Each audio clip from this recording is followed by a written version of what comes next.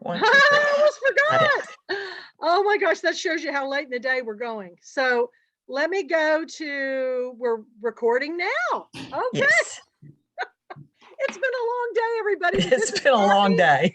Kathy L. Murphy, the Pulpwood Queen, and we are back this afternoon from a day of incredible speakers, panels, authors.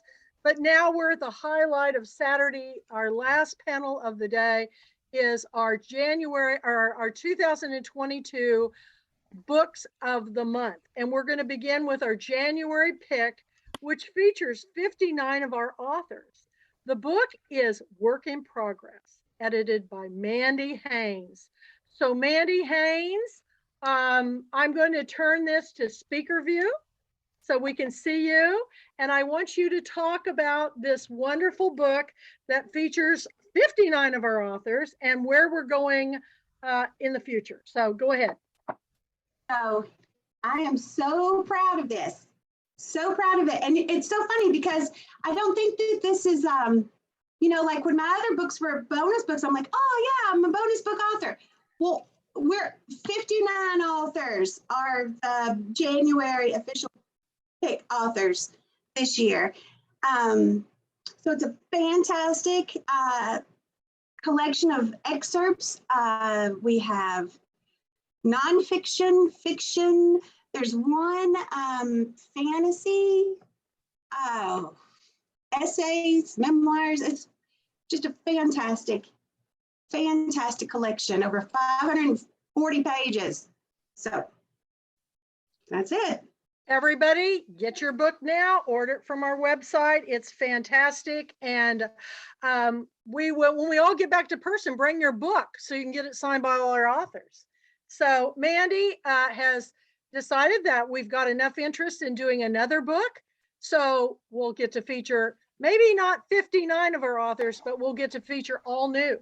So if you have an excerpt from a story that you have the copyright to, get with Mandy. How do you want them to send it to you, Mandy? I will put a call for submissions on the Public website when I can.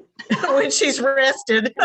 We're kind of all in that stage right now. We're in what are we in? Tuesday, Wednesday, Thursday, Friday, fifth day of 6 days of Zoomathon. But look, I will, y'all look at the website, just check it. I will make sure that it's in the menu. Call for submissions for the next work in progress. Mm-hmm. And we're very, very, very, very excited. And next up, our 2022 February book of the month is Sugarbirds, a novel by Cheryl Gray Bostrom. Cheryl, are you here? I don't see her. Check and be sure. If not, I'll just read a little excerpt from her book. She's not here right now. Okay, I'm just going to tell you the premise of this book. Northwest Washington State, 1985. For years, Harris Haynes has taught his daughter Aggie the ways of the northern woods, where she sketches nests of wild birds as an antidote to sadness. Then her depressed and unpredictable mother forbids her to climb the trees that give her sanctuary and comfort.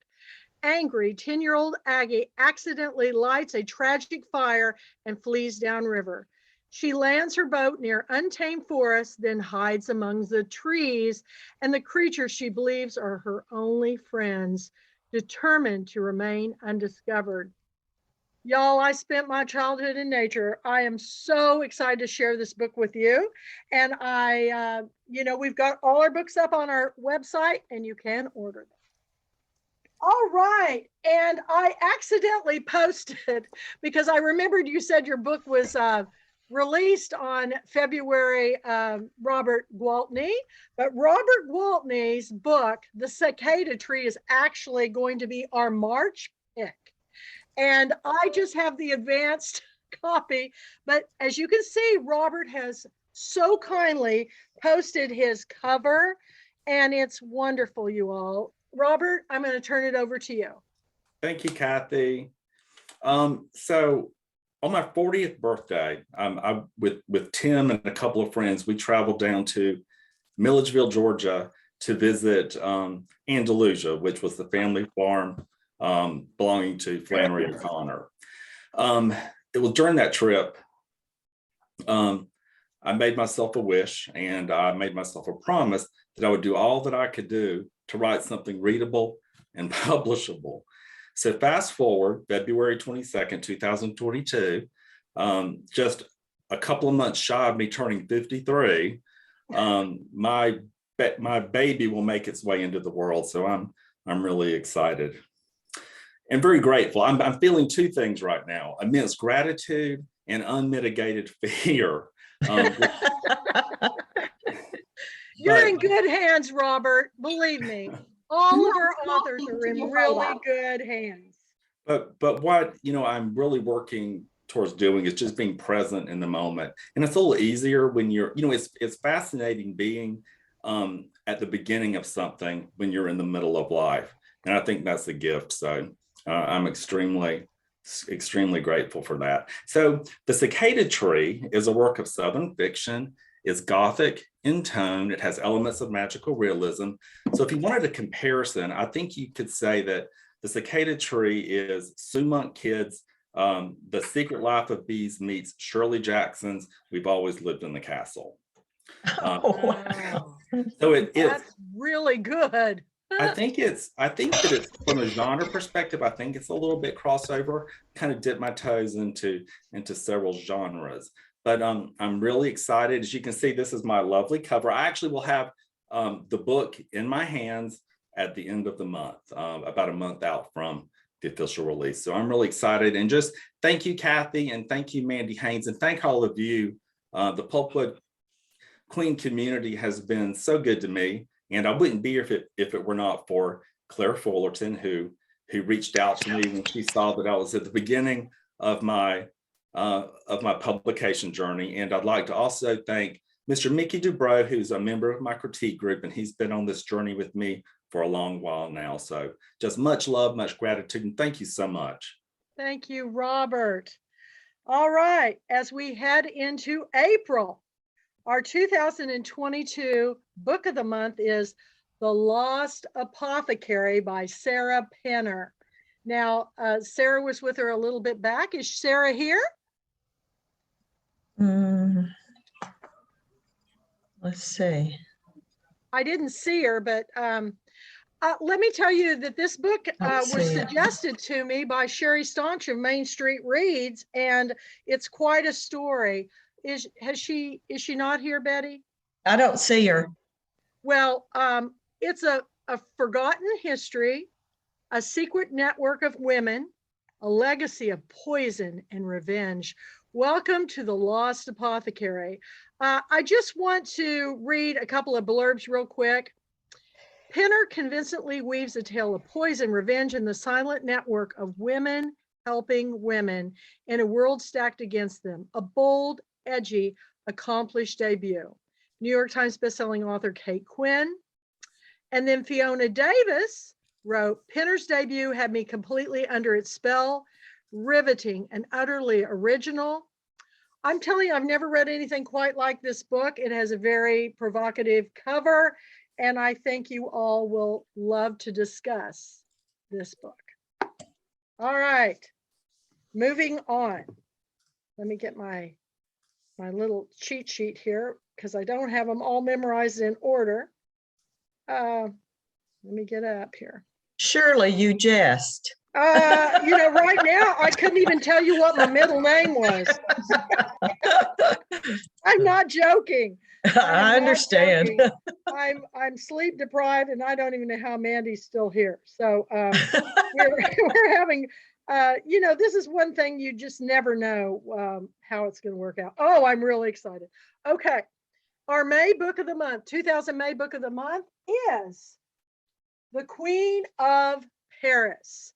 And I am so excited to introduce you to Pamela Bennings-Ewan. We did a Coco Chanel book last year, but this is a totally different perspective.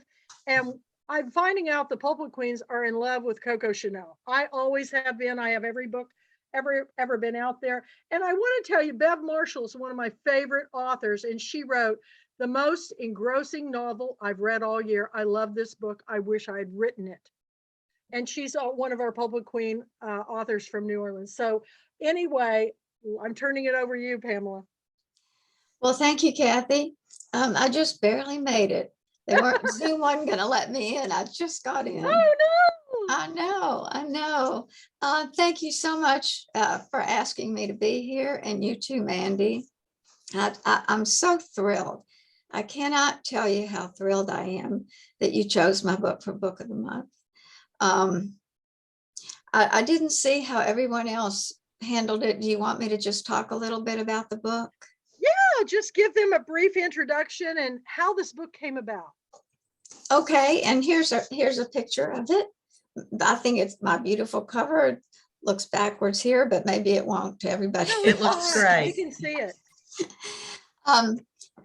This book came about really in an odd way because, you know, Coco Chanel is so adored. She's known as this lovely little French woman who designed beautiful clothes in Chanel No. 5 and had a very vivid personality, an interesting life.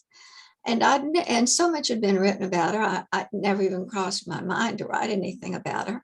And one day my husband handed me a little book called Sleeping with the Enemy by Hal Vaughn. It's a nonfiction book by Random House. And it was about Coco Chanel's life during the 4 years of World War II. An interesting thing was that I read a lot. I'd read a lot of the books about Coco, and I read a review by Publishers Weekly once, and they said, you know, this is a great book, wonderful writing. We recommend it highly. The only thing is that this book, like all other books on Coco Chanel, seemed to brush right over her 4 years during the war. And that fascinated me. So I read Sleeping with the Enemy, and it just blew me away. Hal Vaughn had just gotten hold of military files on Coco Chanel during World War II. They, you know how they hold them for about 50 years. And so the files had only been recently released. And the files showed a different Coco Chanel that I couldn't have ever imagined.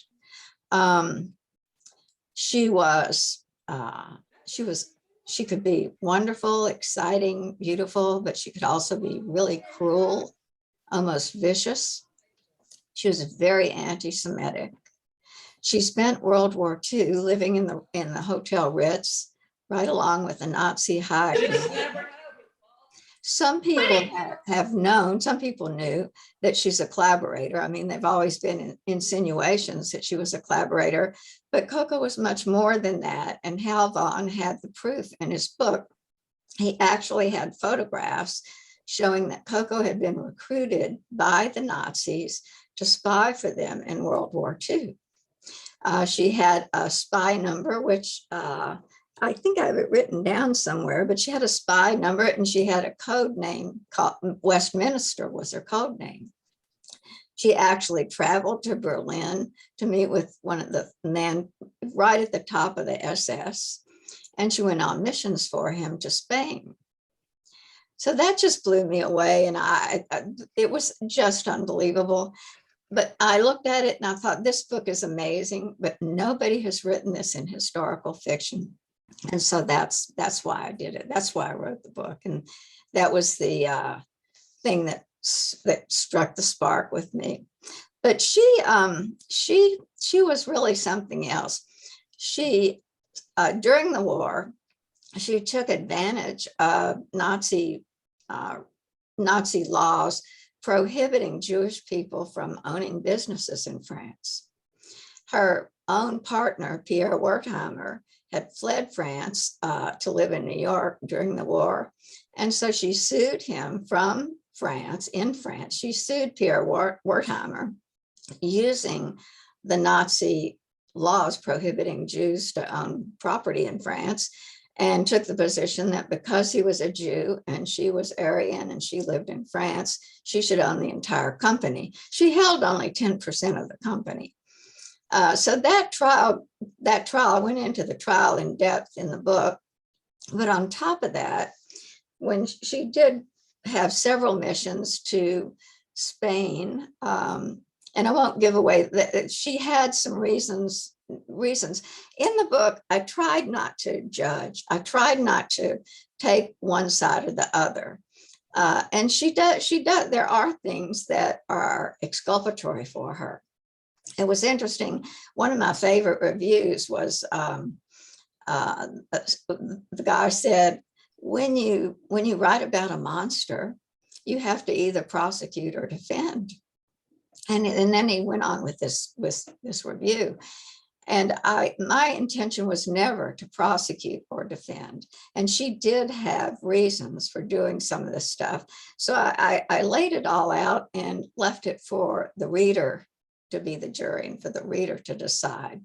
But she was a very complicated woman. I mean, she had, through the 4 years of the war, she had this lawsuit going against Pierre Wertheimer the whole time. And then on top of that, she was going on these spy missions for the Nazis. And on top of that, she's living in the Hotel Ritz, right along with Goebbels and everybody else. So that is sort of, that's one thing that made me write the book. But I'll tell you something that really is funny, because that Publishers Weekly review that said people had brushed over the 4 years of the war intrigued me so much that was one, when I found Sleeping with the Enemy, that was one of the things that made me write the book.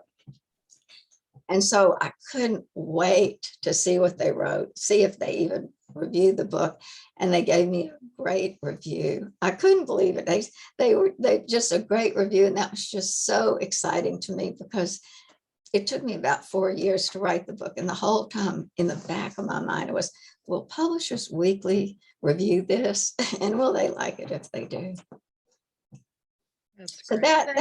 that's how the story got started and why I wrote it. And it was really fun. I'm working on a book now based on one of the minor characters in the book, but it's very interesting to me because she and Coco are like one end of the spectrum and the other as to how they survived and what their survival tactics were in a world where women who did not have a man to take care of them and weren't wealthy died young and worked all their lives and ended up on their knees scrubbing. So that's how it got started. Well, thank you so much. Well, we're going to have fun discussing it, Pamela. Thank you for And sharing thank you your very story. much for giving me this honor.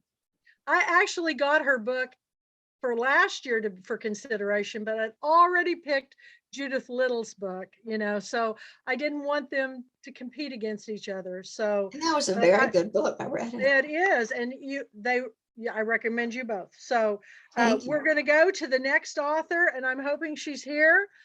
Kimberly Brock. Yay! I'm so glad, because Kimberly book is our official 2022 June book of the year. And all I have is the manuscript. I begged her to send me The Lost Book of Eleanor Dare, a novel. So I'm going to let you talk about it. Hi. First of all, I have to say, I will do anything for you. Oh, you have. You've already done it. Oh my God. I'm so excited to be here. Thank you, Kathy, very much. This is like top of the heap as far as I'm concerned with this book.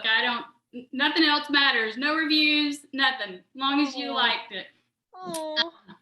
And I'm terrible about talking about this book. I haven't really talked about it much.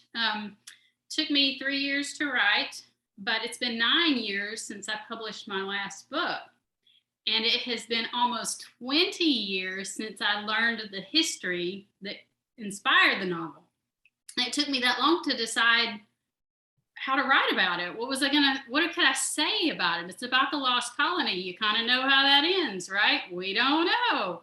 So I don't know. It took a long time before it struck me that what I was really trying to do was write a mother-daughter story, which seems to be what I do over and over again.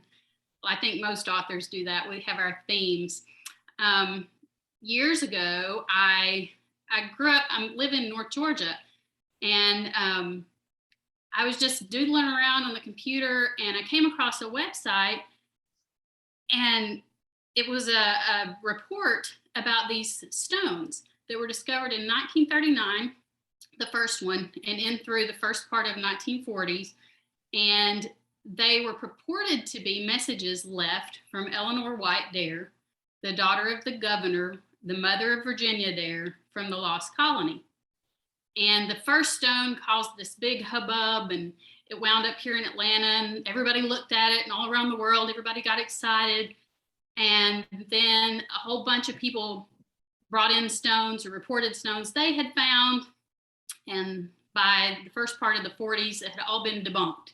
And everybody said, oh, it was a bunch of moonshiners and crooks that made these stones, and no, none of it's real.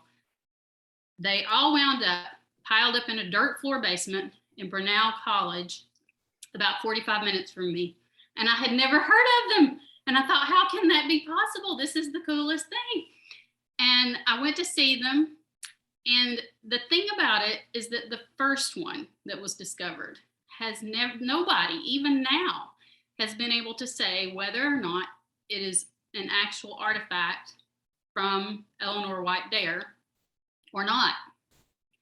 And so when I went to see it, I didn't anticipate how emotional I would be.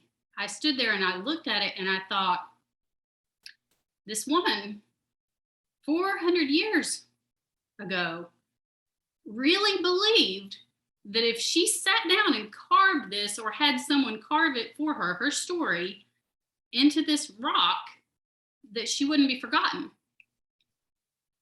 And I thought, you know, she was right, because here I stand. And I cried standing there looking at it. And I thought, I don't care who wrote it. I don't care if it's real. Somebody did, and I'm remembering this person, and it's important. So 20 years later, I realized what I was really trying to talk about was the fact that we never know our mothers, and you have to learn to love the mystery, because you may never know a lot of things about your mother. And Eleanor was a mother and a daughter and a wife, and I started thinking about women's history and how we pass it down, and what happens if we don't tell our stories? What happens if we don't inspect our past? What happens if we get lost in it?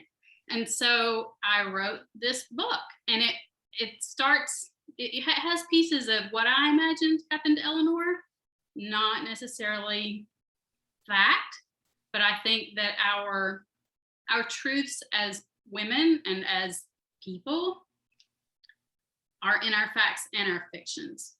And so there's a commonplace book that 16 generations have passed down, and the current generation is right at the end of World War II, when they don't know what's going to happen. It's home front World War II, so it's a little different.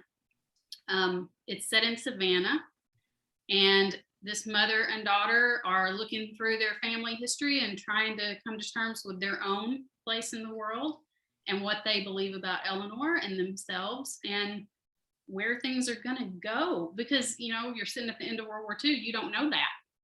You don't know. Everything was uncertain. And I think that may ring true for a lot of readers today, right now. Right. So I want to share one more thing with you before I give it up. Okay. My favorite blurb that I've gotten so far is from Adriana Trigiani.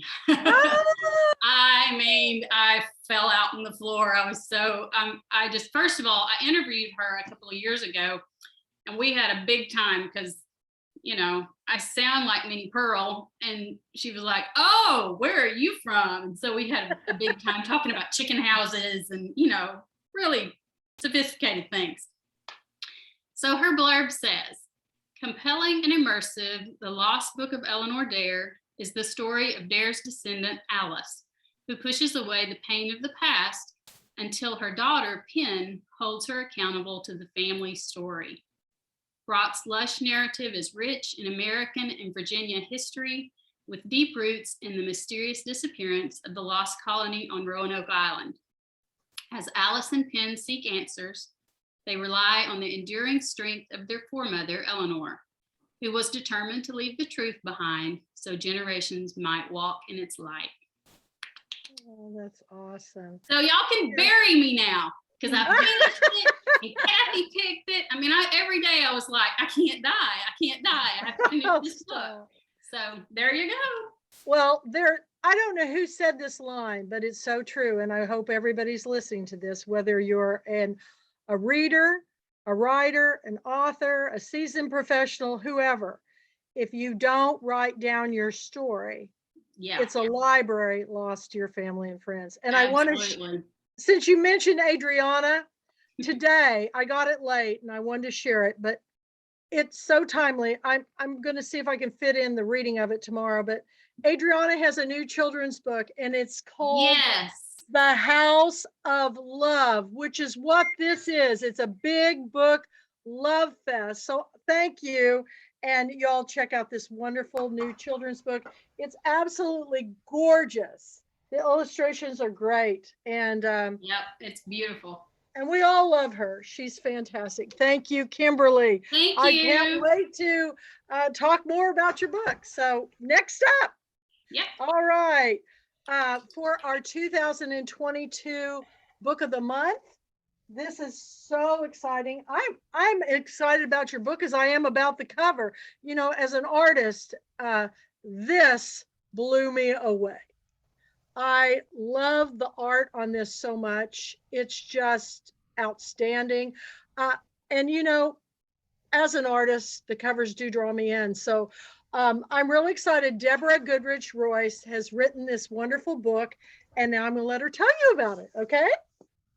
Go ahead. So, well, first of all, thank you, Kathy. Thank you, Mandy. I came to you through Lang Martine, who is one of my husband's closest, and we never say oldest, but friends of longest duration. And he just sang your praises, and wow, was that's pretty cool because he's a big songwriter.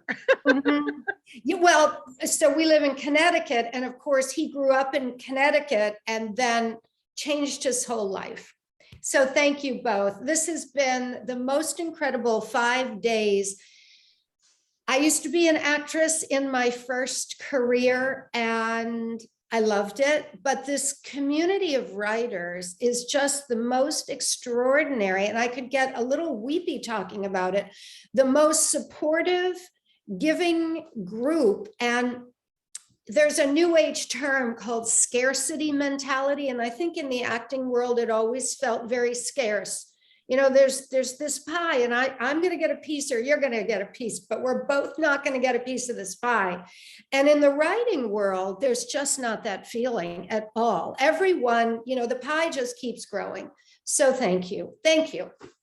So Ruby Falls, and this cover is by an artist named Melanie Wilhide, and I just adore it. If you can see, her face is kind of coming apart. This is a Gothic thriller, and it really, the first 2 chapters of it downloaded in my head one day in June. I was sitting in my house in Connecticut, and it begins with a little girl named Ruby. So of course it's a double entendre. She is visiting Ruby Falls Cave with her father. It's 1968. She's 6.5 years old, and they turn the lights off. And the tour guide is talking about this bottomless lake, and she can hear this waterfall, and she can't tell where it is. And she's trying not to be afraid, and she's trying not to fall in. And her father lets go of her hand. And when the lights come back on, he's gone. And these tour guides, they don't know what to do with her. They, you know, assumingly she didn't come in alone. She's a little girl. They plop her in the gift shop. They eventually call the police. The police come and get her. And about 10 o'clock that night, her mother, their family from Michigan, visiting their southern relatives, you know, my family passed. Mom calls the police station. They match up this kid they have on a bench, and they're grounded in Chattanooga, Tennessee for the rest of the summer. The mom's dealing with the search for the father, and the child's in a state of what we would now call PTSD. 20 years later, she becomes an actress. She ditches her middle name Ruby and goes by Eleanor Russell, and she's on a soap opera called The Finger of Fate. And she is written out kind of under dubious circumstances. You don't know exactly why. And she takes off for Europe and meets a tall, dark, handsome stranger by the name of Orlando Montague, and she marries him without knowing him. They're about to go in the catacombs of Rome, and of course she has an attack of claustrophobia after this thing in her childhood, has to be escorted above ground, and she knows it's right about then she should probably tell this handsome husband what happened to her as a child, but does she do it? No, the book would be over. So she begins this marriage with a secret. It's a classic Victorian Gothic setup. They move to LA, find a perfect cottage in the Hollywood Hills. She is cast in a remake of Rebecca. Many elements of this book come from the setup of Rebecca. And as she begins this perfect part with her perfect husband in the perfect cottage, Mr. Orlando Montague starts to change. He becomes a little bit snappish and unpleasant, and she starts to unravel exactly what she's gotten herself into. And I'll just read one little blurb here from Sandra Brown, who said, imaginative, unique, spine-tingling, and just the right amount of eerie. Ruby Falls is what a reader wants a psychological thriller to be. So that's Ruby Falls. And thank you. Fantastic. Thank you. Thank you so much. Okay.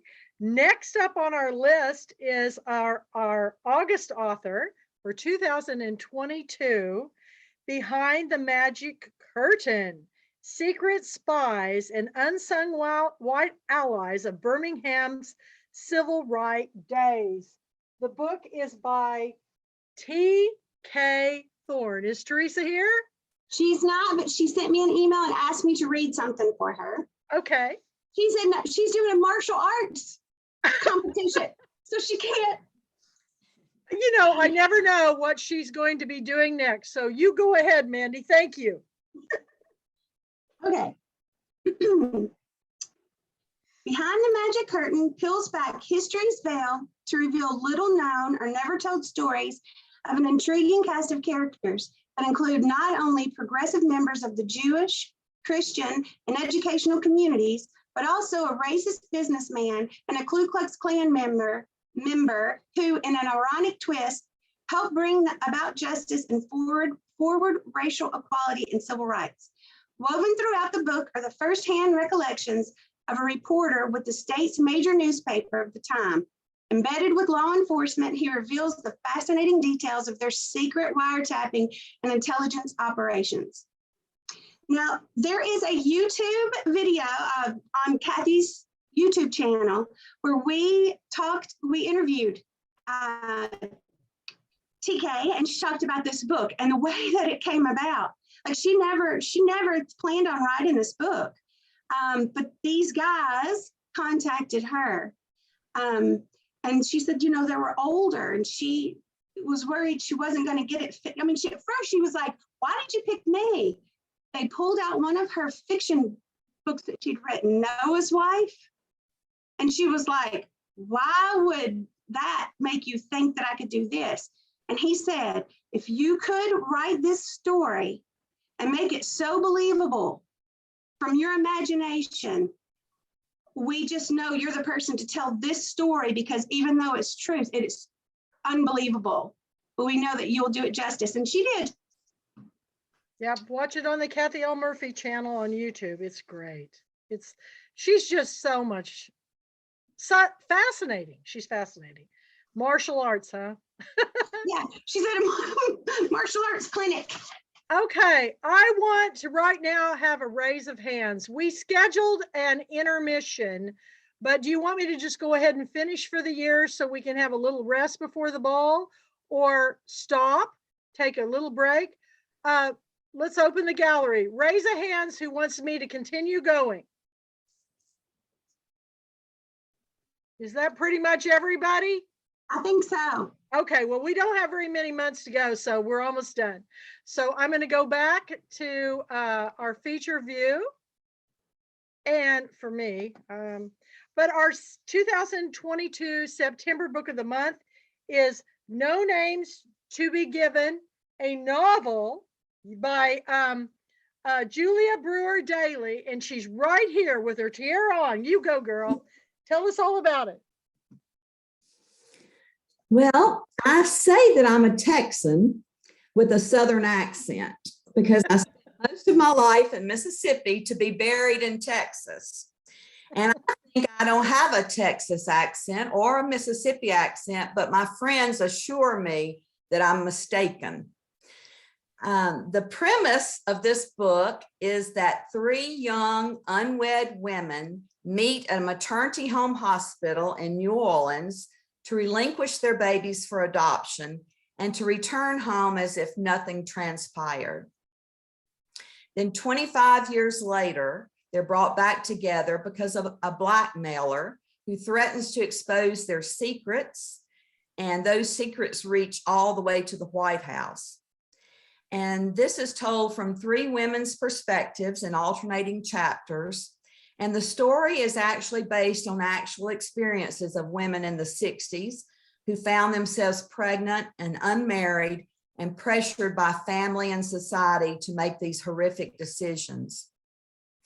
And although the book is fiction, a thread of memoir runs through the story because I'm an adopted child from a maternity home in New Orleans, and I searched and found my birth mother, and then through DNA results, my birth father's family.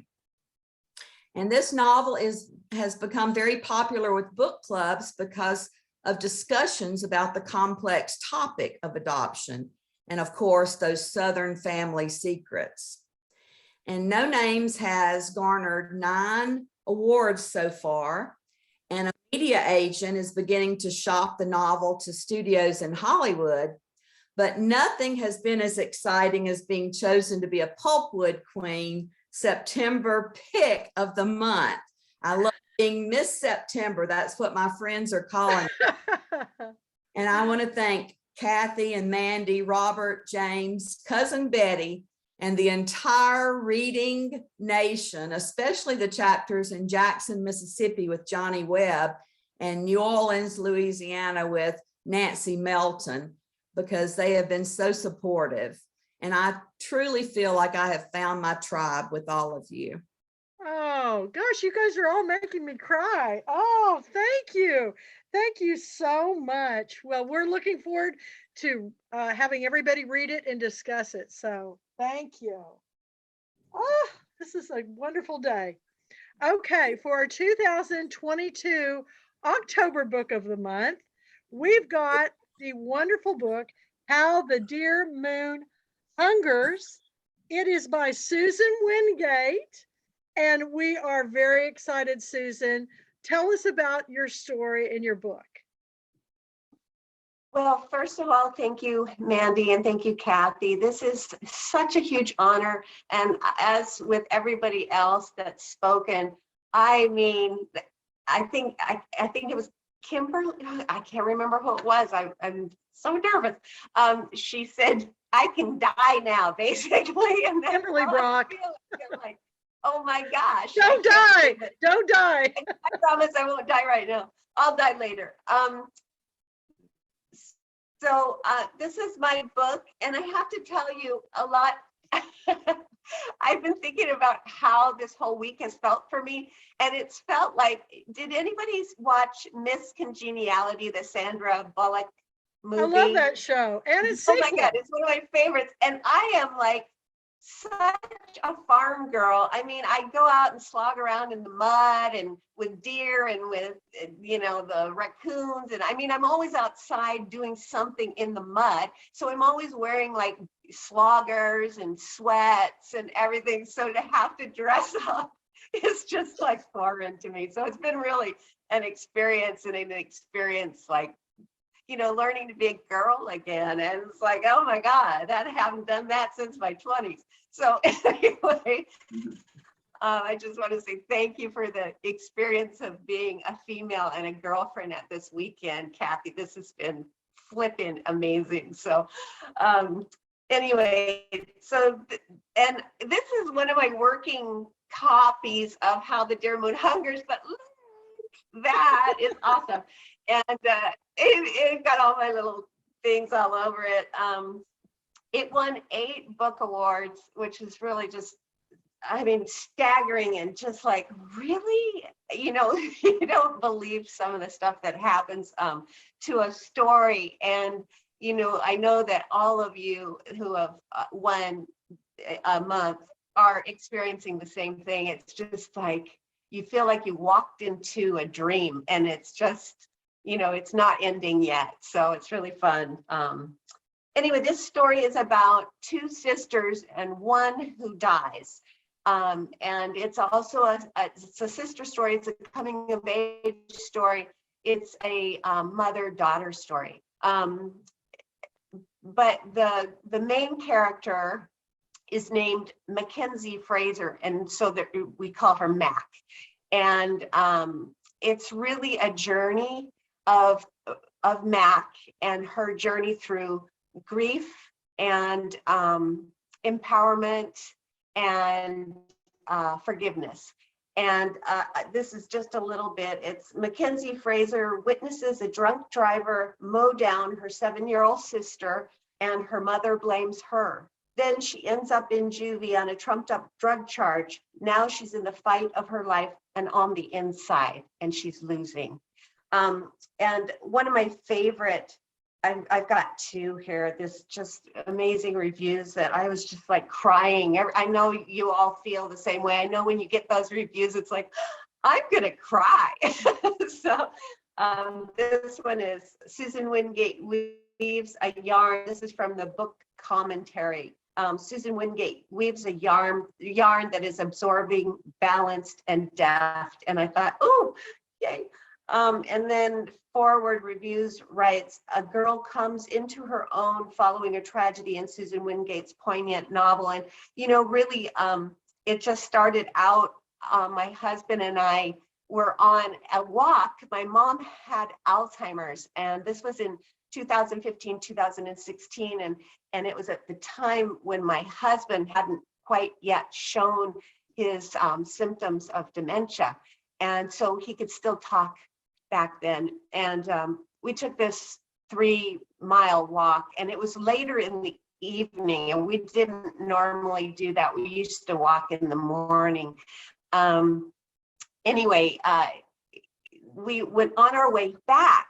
So we were walking down, it's a road that goes down past the Straits of Juan de Fuca, and it's absolutely gorgeous. And I hope everybody can come to this island because it's just an amazing place. It's like heaven. But so we walked down that road, and then we turn around, of course, and we walk back. Well, when we walked back, a full moon had risen above a bank of Douglas fir trees. And it was spectacular. And we talk, and we're always, talking to each other. At that time we were, but I got really quiet because in my mind, I saw the first scene just play out, just clear as day. And I got real quiet, and Bob turned to me at the time and he said, "You're writing a story, aren't you?" And I thought, yes, I am. Isn't that obvious? When I get really quiet, I'm thinking. So I'm sorry. Did somebody say That's something? fantastic. Thank you. Oh, anyway, thank you. I just want to say thank you again, Kathy. My goodness. Mandy, thank you so much. I know that this has been a really tough week, and you guys are just like doing it like queens. Like the queens you are. So thank you very much. I'm honored. Thank you. All right. Next up, we have our November book of the month, We Gather Together. This is Denise Kiernan's story of a nation divided, a president in turmoil, and a historic campaign to embrace gratitude and grace. Perfect timing for this book. You go, Denise. Tell us Hi, all about it. Kathy. Hey! Hi. Thank you to you and thank you to Mandy for just all the effort you put into this event. It's an incredible amount of energy, especially considering everything that's going on in the world right now. So yay for you. I'm happy to say I am honored, privileged, thankful to say I was able to encounter Girlfriends Weekend in person years ago. I think it was 2014.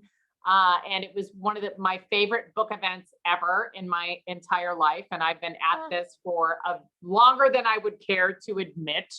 And it was just so lovely. And the fellowship and the bonds I made at some of those events were just tremendous. I'm delighted to be the book I originally came to Girlfriends Weekend for was The Girls of Atomic City. I know Kathy's also a fan of The Last Castle, which is about Biltmore House, but just November, I think it really is just a perfect book for November. I write nonfiction, so this is a 100% true story about the history of gratitude in our country and also on this continent and also globally. And I look at the history of not just Thanksgiving, but also giving thanks, because those are both global, timeless, valuable, amazing concepts that are so important. At the heart of this story is a widowed mother of 5, Sarah Josepha Hale, who went from having 0 formal education to becoming one of the most powerful editors in the United States of America in the 19th century. She used her platform to raise up the voices of others. She used her platform to encourage charitable giving for others. And this woman was obsessed with the idea that our country should all have a day of thanks on the same day every year, something we've come to know as Thanksgiving. And she petitioned president after president after president until in the midst of the Civil War, when the country was the most divided, that she got the attention of Abraham Lincoln, and the Thanksgiving that we have come to be familiar with started to take root. I think she's incredibly inspirational when I consider everything she was up against as a woman in the 19th century, someone without an education, someone without a lot of money, who just did what she could in the place she found herself. And the fact that once she actually started to have some success and have some power, she used that to help others and to lift up others. It's also just a great look at the history of Thanksgiving in this country. I bring the story forward into the 21st century and talk about the very real, very important, very tangible neuroscientific research that has been done into having a gratitude practice, how important it is, whether you keep a gratitude journal, you write thank you notes to people, you quietly say in your head, thank you, thank you, thank you to people who mean something to you. So there are practical 21st century applications of this. There's amazing American history. And as I do with all my books, Girls of Atomic City, The Last Castle, etc., there's super powerful, inspirational female characters, people who were a major part of history that we don't always get a chance to pay attention to. And in keeping with the book, gratitude, gratefulness, all that sort of stuff, I want to say thank you to everybody who's joining this weekend, and a big thank you to Kathy and Mandy. Thank you so much, Denise. I'm so excited. And Wait. And I forgot the best part. I've done a children's picture book that ties in, that is the partner book for We Gather Together. It doesn't come out until fall 2022, not till, I don't know which month yet, October or November. And I don't have an actual, I don't have a cover yet. I don't have a physical book to show you, but It will allow families to join and share in the celebration of Thanksgiving, a factual celebration of Thanksgiving, so kids can learn about gratitude from a very young age while their parents are reading the grown-up book. So there's going to be a picture book for kids that's coming out later, much later, and this grown-up book. So yeah. Well, I have a lot of gratitude for that story. Thank you. Because there's Thank you. nothing that holds my heart more than children's books. Yes. Because I started out as a children's bookseller buyer. So thank you. Thank Yes. you. And here we go. And last, I want to announce our 2022 December book of the month, and it's Untethered: Love, Loss, and the Search for Solid Ground by Laura Whitfield. Laura, Oh, so thank glad. you. Congratulations. Well, thank you so much, Kathy. Actually, my title was changed after I sent it to you. Oh, After it went to ARCS. So it's now Faith, Failure, and Finding Solid Ground. I think you have my old ARC. Love, Loss. It's Faith and Failure. Okay, we'll get that changed. Right.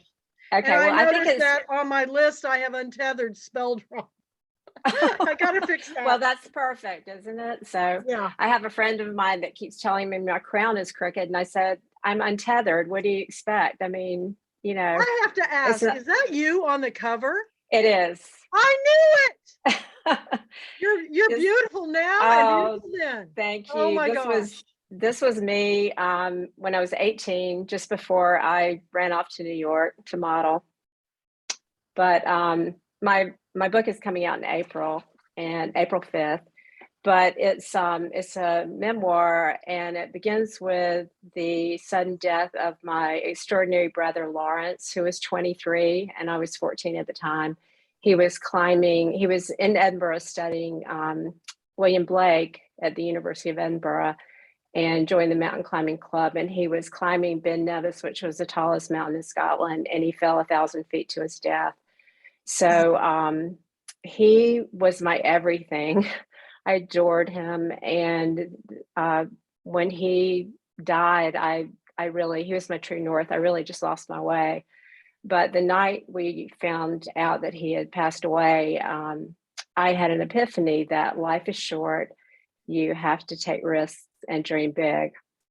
So after I finished high school, I moved to North Carolina's Outer Banks, and I began to have my own adventures and take risks. And that summer I met a handsome DJ who everyone called Steve the Dream. And I fell in love and decided to stay at the beach. And then in September, Steve left for New York to become a model. And I started thinking about modeling too. So I followed him up there, and with the ambitions of becoming a cover girl. And between the cutthroat world of modeling, waiting tables, and failed relationships, I lost my way. So my story is about someone who comes undone after devastating loss, who overcomes shame and learns that taking risk and failing can lead to the biggest life you've ever imagined. I did come back to North Carolina, and a lot of the end of my book is about a failed marriage, a very short failed marriage, but also finding true love and caring for my aging parents, my mother's mental illness. So there's a lot of family in there, a lot of redemption. My story is a redemptive story. So that's what it's about. And Kathy and Mandy, I love you guys so much. I'm so grateful for this opportunity. As I've attended this week, I just know I'm standing on the shoulder of many, many giants. And it's humbling. It's just, I wake up every day with grin on my face. My husband's like, "What's wrong? What's the matter?" And I say, "I'm a Pulpwood queen." It's just Wear the crown proudly. I'm girl. just glow. I'm just like, I feel like I walk around with this sort of radioactive glow all the time, but I'm just so excited to be here. I have no idea how I got to the Pulpwood Queens, but I've known about you for a really long time, but I'm so thankful to be here. And I wanted to read a review by a mutual friend, Michael Morris, just read a blurb for my book. I thought you'd like this. He's said, like my little brother. I know, I love you. him. Untethered is a page-turning read for anyone who has dared to follow a dream, suffered tragic loss, and longed for redemption. So thank you so much. Thank you. Now, don't leave anybody, because I just want to tell you that all of you that were announced today will be up for Book of the Year, bonus Book of the Year. Books will be announced next year, and the International Books of the Year will be announced next year at our awards presentation. We've now moved into a full just awards program that will be Sunday night. So 2021 authors, you really need to be there, because we're going to recognize all of you, because you're all winners, because you're our book club selections, whether you're Book of the Month, bonus Book of the Month, and International Book of the Month. We were just trying to figure out how to get even more attention to more authors. So to me, you're all equally as good. It's just that we can only get so many books in, and we have so many new authors, and we're so thankful. But tonight is our tomorrow night we will be announcing our books of the year that our readers and our author members vote on, and it's a popular vote, and I'm really excited about the winners. And there's some other awards like the Doug Marlette Award, so please come dressed like the Oscars up and wear the crown. We will see you on Sunday night. But tonight, we're going to stop and take a nice long break, have a good dinner, because we're going to come back for we're bringing back our great big bowl of hairball. We figured out how to do it. Actually, Mandy figured out how to do it, because she said, let's have a masquerade ball. And I go, oh my God, that is so brilliant. We've been wearing masks all year. Why not to the ball? So I don't know about you guys, but I got one up above and one below, but I will be dressing up for it, because when I was a kid, I just got to tell you this, my best friend, her backyard backed into mine, and her sisters and me and my sisters, we used to get my mom's old prom dresses out, and we played this game called Monster. And we would dress up in these dresses, which we couldn't run in, and we took turns being the monster chasing each other. It was, what do you do in Kansas? You invent games to entertain yourself. But I love wearing those dresses, but I'm really a tomboy. I'm kind of like Susan Wingate. I'm outside. I love to be out in the woods with the deer and I live in the woods. But this is your chance to play dress up. And if you don't want to, come as your author self, but do mask up, because author Gregory Phillips, who's a Pulpwood Queen book club, we picked his book several times, is going to be coming to join me. The whole thing was he's a professional tango dancer, and he danced with Claire Fullerton at our last live meeting. And then the next one, he said, oh, don't worry, I'll teach you next time. Well, it didn't happen, y'all. I don't know when it's going to happen. I just want this COVID to go away. But so Gregory, instead of teaching me how to tango, he's going to help me do the big reveal. So we'll see you tonight. Mask up and be creative. You don't have to go out and buy anything. Get in your closet and come up with something that's just fun. And we will see you tonight. Thank you to everybody that's here. It's been a long week, but I hope you think it's all worth it, because we got one more day and it's going to be spectacular. So outstanding job, Kathy. I mean, this is my second time virtual. This has been amazing. Today was amazing. I'm just floored. And Just great job. spectacular. And We're great so job, by the glad way, too. every one of you is here, but we've got to convince those who don't want to do a Zoom event that it's fun. It And is fun. so I'm asking every single one of you that attended to give testimony on that you can still have girlfriend weekend and book club convention fun with the Pulpwood Queens and Timber Guys. So thank you for those who've already done it and who are continuing to share it.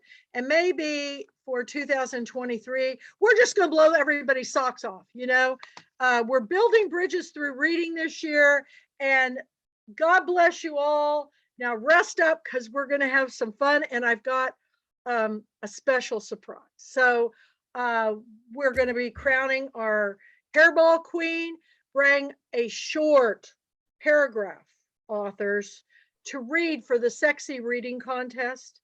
And we're going to vote by audience. Like maybe 3 or 4 sentences. Yeah, short. We don't want your chapter, but we want you to read as sexy as possible, and we're going to vote. And the winner is going to be crowned the king and queen of the hair ball. It's something we always do. And the winners will receive a package to next year's girlfriend weekend and also some Pulpwood Queen swag. So we will see you tonight, and I'm getting my costume ready. So everybody, Mandy, I'm telling you, you've just done an outstanding job. Betty, thank you. Everybody who's sharing and posting, keep them coming, and make sure you send me the photos, because it's not like the real girlfriend weekend where we can take tons of pictures all together, but somehow we're going to figure out how to do something really big tonight to get a group shot. So be ready. Thank you. See you tonight. Bye, everybody. It's all about the Bye. story.